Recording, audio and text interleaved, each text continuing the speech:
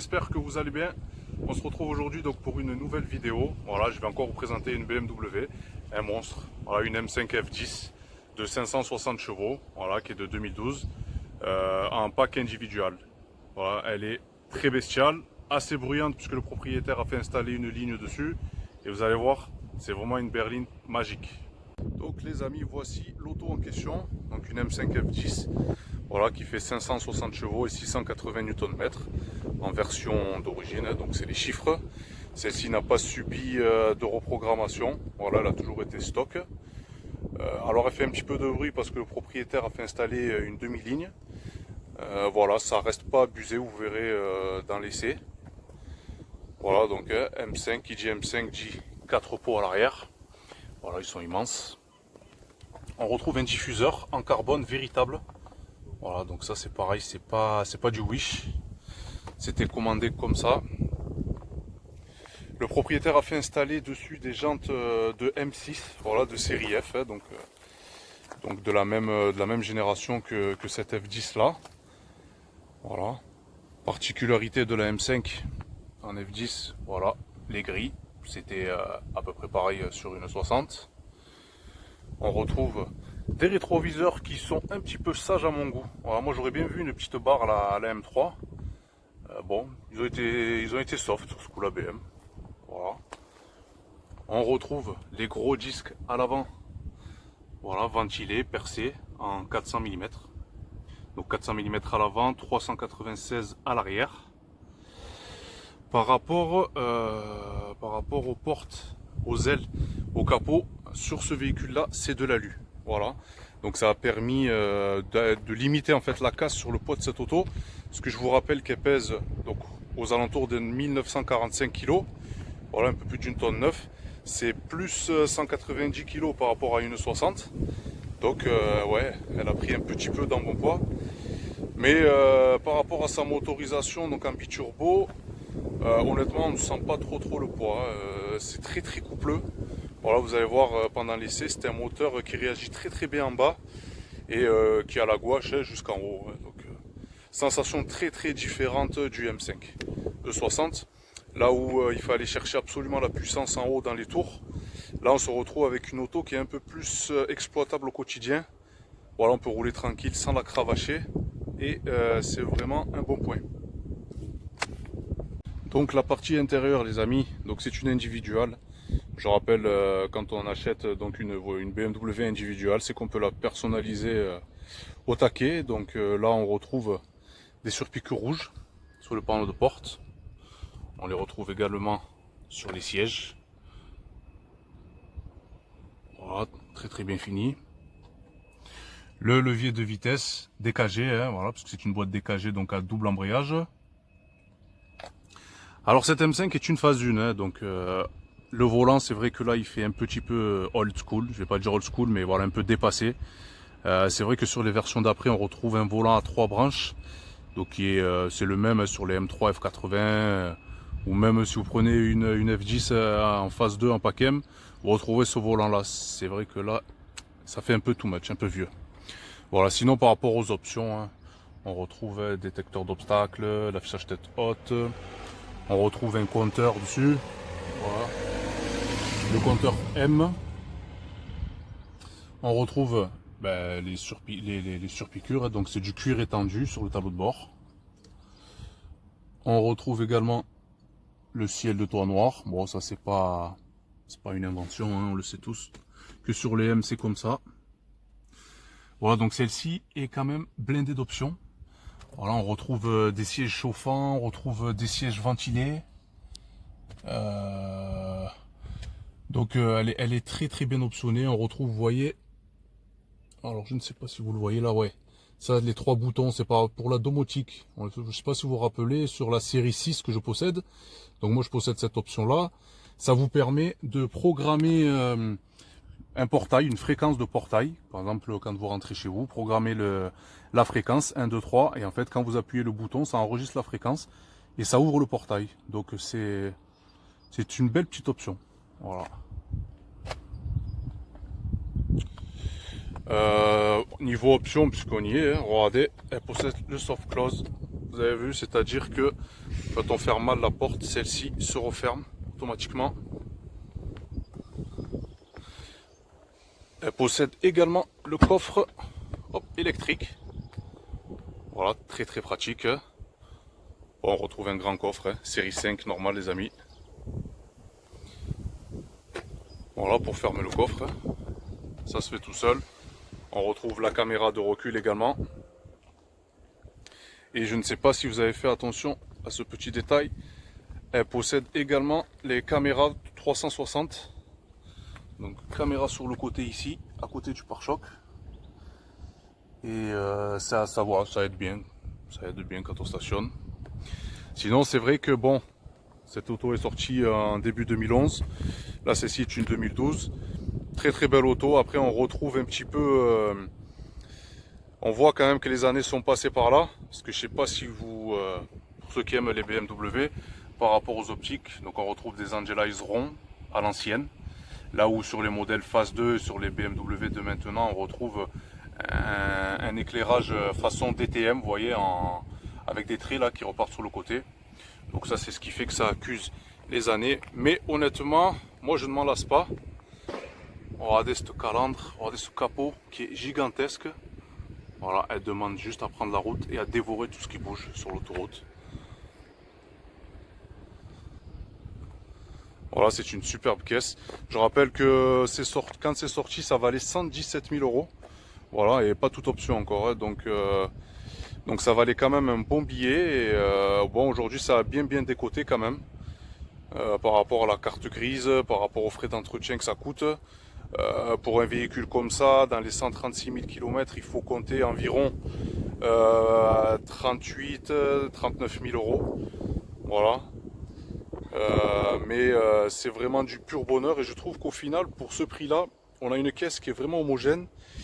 On peut partir en vacances avec sa famille, on peut aller sur circuit, on peut faire de l'autobahn, on peut pointer, voilà. C'est vraiment une auto, je trouve vraiment complète, voilà. Donc les amis, la pièce d'orfèvrerie comme j'appelle à chaque fois. Donc on retrouve le bloc biturbo, voilà, 4 de cylindrée. Il faut savoir que c'est un bloc donc, qui est dérivé du X5 ME70 et du X6 E71, donc des versions d'avant, mais qui a été bien sûr amélioré et qui est un peu plus puissant. C'est un bloc qui est fiable dans l'ensemble. Bon, on n'entend pas spécialement parler de problèmes de coussinet de bielle ou de choses comme ça. Voilà, donc c'est un bloc qui est assez fiable. Les quelques petits soucis qu'on peut rencontrer dessus, bon, la pompe à eau, voilà, parce que c'est une pompe à eau électrique. Bon, vous me direz aussi que sur les 6 cylindres à N54, c'est un petit peu le même bordel. On retrouve toujours ce problème là, donc en cas de surchauffe, la pompe à eau est souvent pour beaucoup. On retrouve également une perte de puissance, voilà, qui est due en fait au calculateur. En fait, il faut faire une petite mise à jour. C'est par rapport au capteur d'angle d'Arbacam. Donc une simple petite mise à jour suffit pour régler le souci. Les premières M5, surtout vendues aux USA, ont eu quelques petits soucis de pompe à huile, mais visiblement en Europe, nous on n'est pas trop concernés par ce problème-là. Donc je rappelle, un problème de pompe à huile, malheureusement, le moteur serre. Donc il ne faut pas rigoler avec ça. Par contre, BMW avait fait une campagne de rappel pour les véhicules concernés. Et du coup le problème est réglé. Voilà. Sur ce modèle-là, on retrouve une boîte DKG, donc 7 vitesses. Donc je rappelle le fabricant, Getrag. Voilà, donc on a vraiment des passages qui sont vraiment très rapides, très millimétrés, sans à-coups. Et c'est vraiment démoniaque. On n'a pas cette sensation. Alors moi je compare souvent à la M5 V10 parce que bon, c'est la version d'avant avec sa boîte robotisée, bon, qui a son charme parce qui donne beaucoup d'à-coups quand on au passage de rapport. Là on retrouve vraiment une boîte moderne et qui fait vraiment son taf.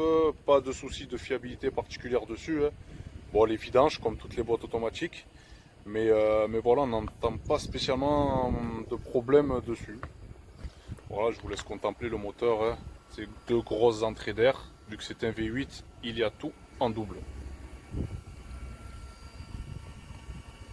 Et c'est parti.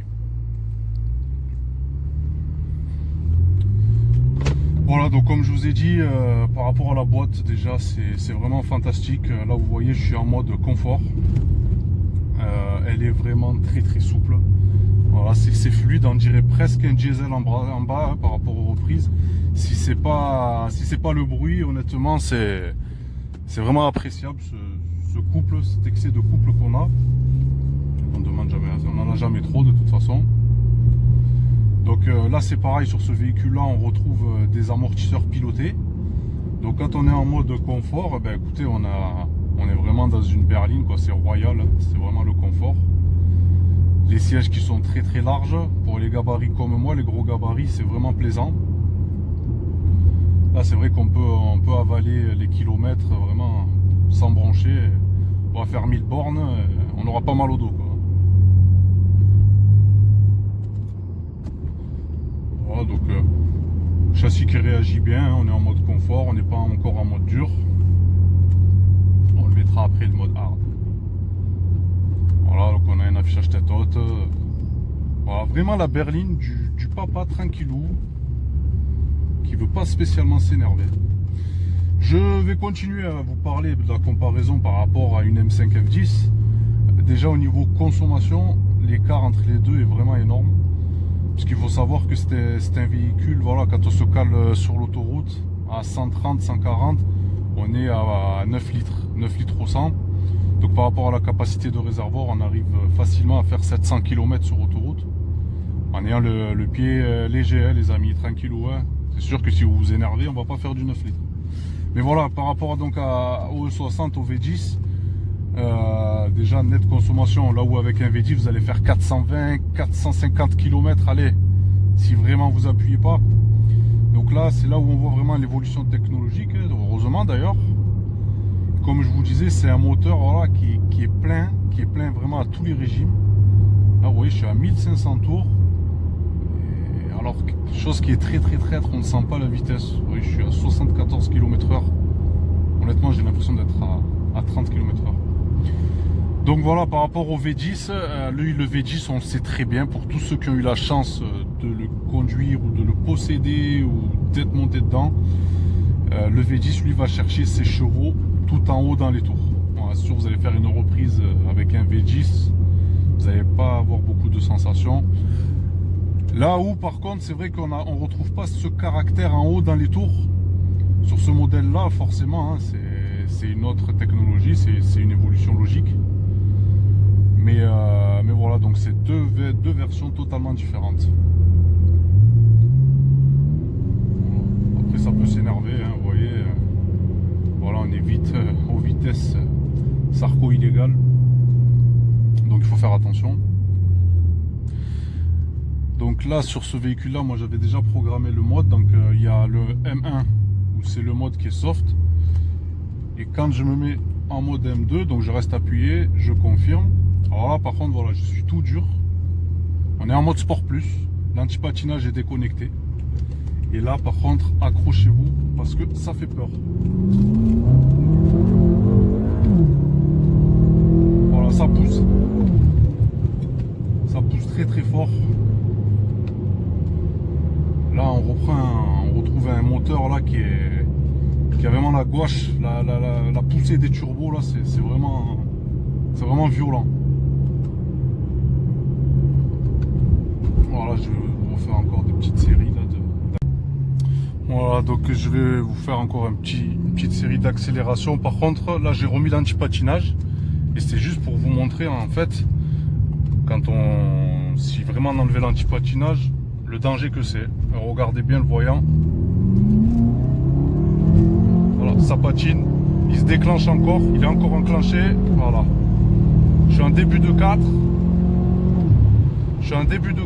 Et l'anti-patinage, lui, il se met en route. Donc vous imaginez bien que si vous enlevez l'anti-patinage, c'est le bordel, ça glisse. Donc voilà, pour ceux qui n'auraient pas l'habitude des propulsions, je vous conseille vraiment de le laisser parce que là l'arrière, vous voyez, je me bats un petit peu avec la voiture, hein. C'est vraiment diabolique. C'est vraiment diabolique et c'est assez dangereux si on maîtrise pas le véhicule.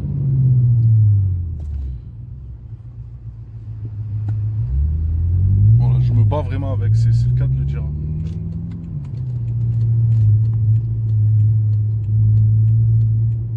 Ouais, je vous refais une dernière accel sur cette caméra là.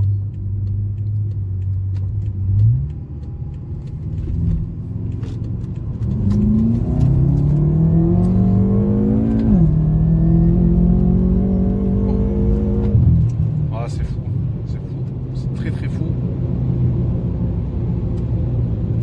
C'est vraiment fou comme voiture. Ça procure la banane. Voilà, à chaque accélération. Je pense pas qu'on puisse se lasser d'une caisse comme ça. Après, ça reste une grosse berline, hein. On sent quand même un petit peu le poids. Mais honnêtement, pour celui qui cherche du confort, c'est nickel.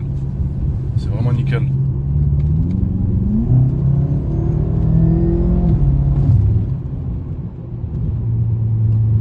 Ça fait bien son taf.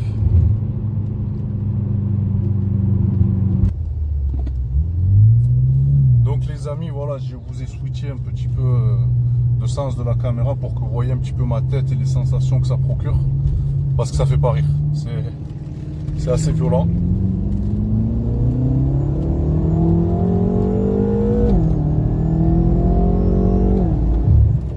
L'anti-patinage était déclenché tout le long là. Je vais l'enlever. Ça m'a pris des deux fous.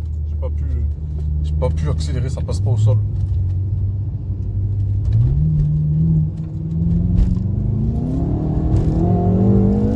Voilà, là je me bats.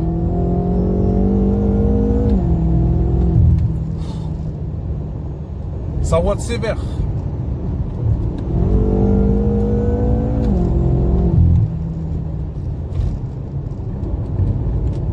Voilà, je vous dis, c'est vraiment une voiture qu'il ne faut pas mettre entre toutes les mains parce que c'est trop. C'est trop. J'imagine pas ceux qui... Alors je rappelle, quand je parle de reprogrammation, ça vaut risque et péril. Ça, c'est vous qui le faites. C'est interdit sur route ouverte, vous le savez très bien. Mais j'imagine pas ce véhicule vraiment reprogrammé. Ça doit être juste démoniaque et inexploitable.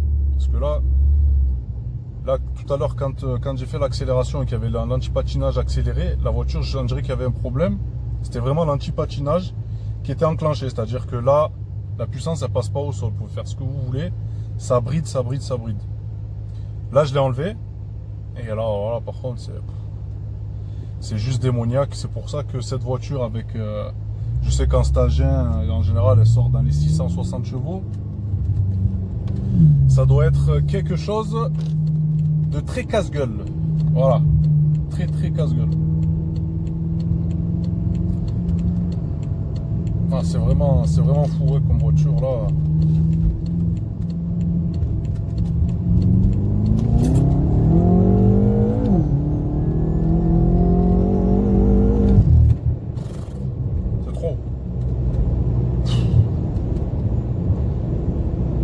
C'est trop. C'est trop les amis.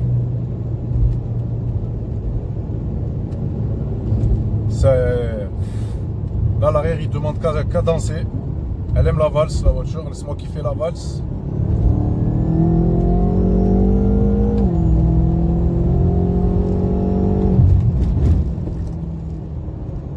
Wouh!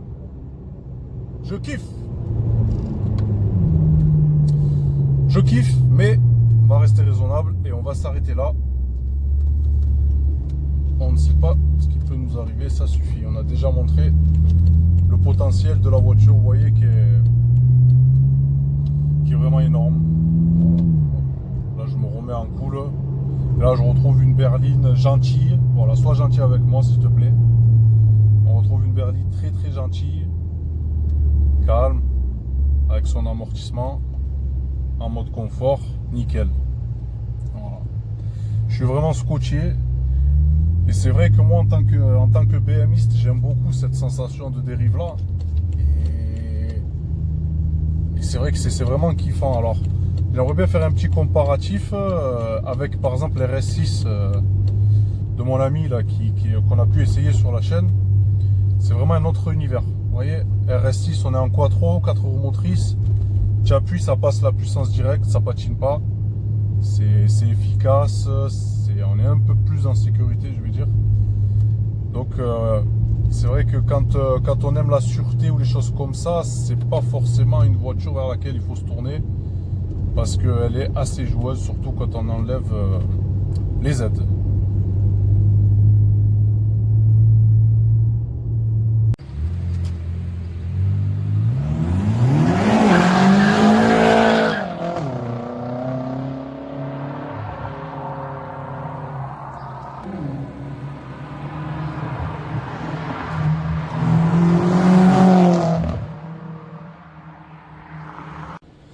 Donc les amis, voilà, c'est la fin de cette vidéo. J'espère qu'elle vous aura plu. Moi perso, j'ai pris un bon coup là. J'ai mal au cervical là, tellement ça pousse là. Donc voilà, vous avez vu, c'est quoi un petit peu cette auto? C'est une M5 F10, très très bien aboutie, bien finie. Et vraiment, c'est une auto que je recommande. Alors sachez que cette auto est en vente. Voilà, donc si vous souhaitez avoir un peu plus d'informations dessus, pour un éventuel achat, n'hésitez pas à prendre contact avec moi. Sachez une chose, c'est que le propriétaire est un maniaque. Voilà. Sur la vidéo, vous avez pu voir quelques petits défauts sur un pare-choc notamment et les petits caches qui manquent sur les jantes. Le propriétaire là a pris rendez-vous chez un carrossier, il va tout refaire prendre. Donc elle sera nickel, voilà. Donc n'hésitez pas si jamais cette auto vous intéresse. Voilà les amis, prenez soin de vous.